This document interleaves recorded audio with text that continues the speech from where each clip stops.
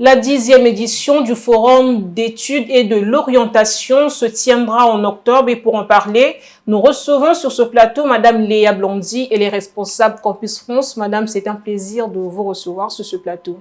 Bonsoir, le plaisir est partagé. Alors, une première question, quel est déjà l'objectif de ce forum et comment se présente le programme de cette édition 2025? Alors, le programme de cette 10e édition et l'objectif est simple, c'est d'accompagner les étudiants à trouver l'orientation qui leur convient, le projet professionnel qu'ils souhaitent mener et de les faire rencontrer les différents intervenants et professionnels des universités et des établissements d'enseignement supérieur congolais et français. Alors, les études se feront où en France? Il y a deux voies différentes. Il y a la possibilité, donc il y aura des représentants des établissements d'enseignement supérieur congolais, mais également français. Donc on répond à la fois aux besoins d'orientation des étudiants congolais qui souhaitent poursuivre un cursus supérieur au Congo, mais aussi aux besoins de ceux qui souhaiteraient s'orienter vers un cursus complémentaire en France. Et quelles sont les opportunités en termes de filière? Alors les opportunités en termes de filière sont assez larges, puisqu'on va couvrir des besoins qui vont du BTS jusqu'à des masters, voire au doctorat. Il y aura des lycées qui seront là pour parler par exemple des BTS logistiques, mais il y a également les UT pour parler des bachelors universitaires de technologie, ainsi que différentes universités pour présenter toutes les filières qui existent au sein des universités, allant du droit à la faculté de médecine, aux langues étrangères. Est-ce que vous avez pensé au numérique et l'IA par exemple? Effectivement, on a constaté un attrait particulier des étudiants congolais pour les numériques. On constate que les étudiants suivent les grandes tendances internationales avec beaucoup de demandes en cybersécurité et autour de la formation en IA. Et pour ce faire, on leur proposera un panel, une table ronde autour des enjeux et des perspectives d'emploi dans les domaines du numérique et de l'intelligence artificielle. Est-ce que pendant cette table ronde, les étudiants auront également la possibilité de comprendre la procédure à suivre pour postuler? Bien sûr, il y aura une conférence le mardi soir sur la procédure études en France, sur comment constituer son dossier. Et je rappelle aussi aux étudiants que Campus France est là pour les accompagner tous les mercredis à Brazzaville pour constituer leur compte sur Études en France de 9h à 13h. On les accompagne sur la création de leur compte et le remplissage de leur compte. Et ça, c'est 100% gratuit au sein des locaux de Campus France Brazzaville et de Pointe-Noire. Alors, quels sont les critères de participation?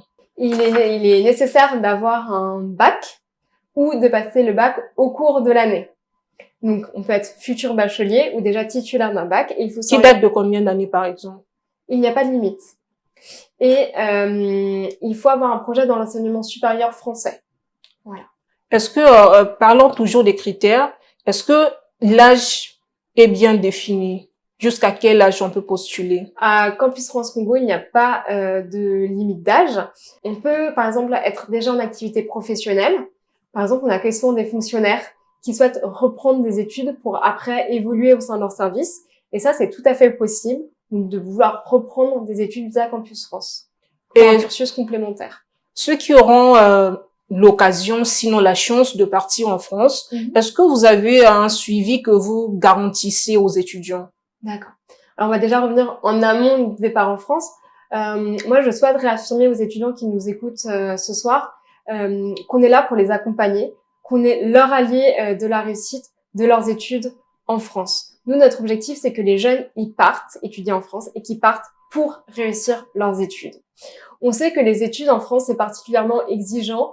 Par exemple, les étudiants français, il y en a un grand nombre qui échouent en première année. Parce que il y a un gap entre le lycée et la première année universitaire. Les jeunes, ils ont besoin d'être outillés autour de la méthodologie universitaire, comment on fait des recherches universitaires, pour pas citer Wikipédia en article, mais un vrai article scientifique, ou encore autour de l'intelligence artificielle, l'utilisation intelligente de l'intelligence artificielle. Et nous, ce qu'on propose cette année à l'Institut français, c'est des packages de formation, de remise à niveau pour que ces étudiants ils aient tous les outils de la réussite, pour que quand ils arrivent en France, ils puissent être au même niveau que les étudiants français et réussir comme tout autre étudiant. Et ça peut aussi intéresser les étudiants congolais qui souhaitent poursuivre leurs études au Congo parce que ce sont des choses qui sont extrêmement recherchées après dans le domaine du travail au Congo. Il y a quelques mois, on a entendu certaines rumeurs qui disaient qu'on devait arrêter Campus France parce que certains candidats logeaient des faux diplômes dans leur dossier. Qu'est-ce que vous dites par rapport à ces bruits? Je vous remercie pour cette question.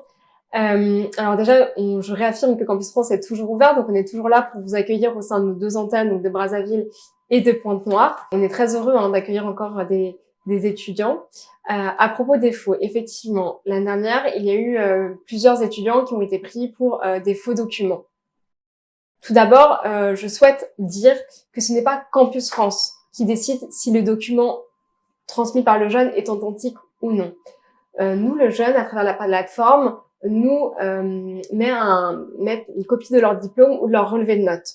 Nous, on transmet ces relevés de notes ou ces diplômes auprès des autorités administratives compétentes. Nous comprenons l'établissement qui a formé ce jeune. Et l'établissement nous certifie ou non l'authenticité des documents. Donc ce n'est pas nous, Campus France, qui décidons si le document est vrai ou non, ce sont les autorités administratives de ces établissements. Et on souhaite vraiment que la mobilité étudiante continue. On est très fiers à Campus France Congo parce que le Congo est le 11e pays le plus représenté en termes d'étudiants étrangers. Actuellement, il y a plus de 8000 étudiants congolais en France et on en est très fiers et on souhaite que ça continue. Merci madame d'être passée sur ce plateau de Vox TV. Alors vous avez un dernier message à lancer aux candidats que vous voulez bien voir à ce forum.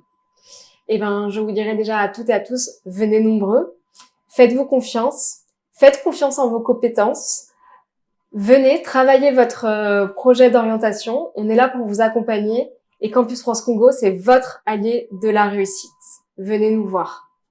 C'est la fin, mesdames, messieurs. Je rappelle que nous avons reçu madame Léa Blondy, avec qui nous avons parlé de la 10e édition du Forum des études et de l'orientation qui se tiendra d'ici peu. Au revoir et à très bientôt.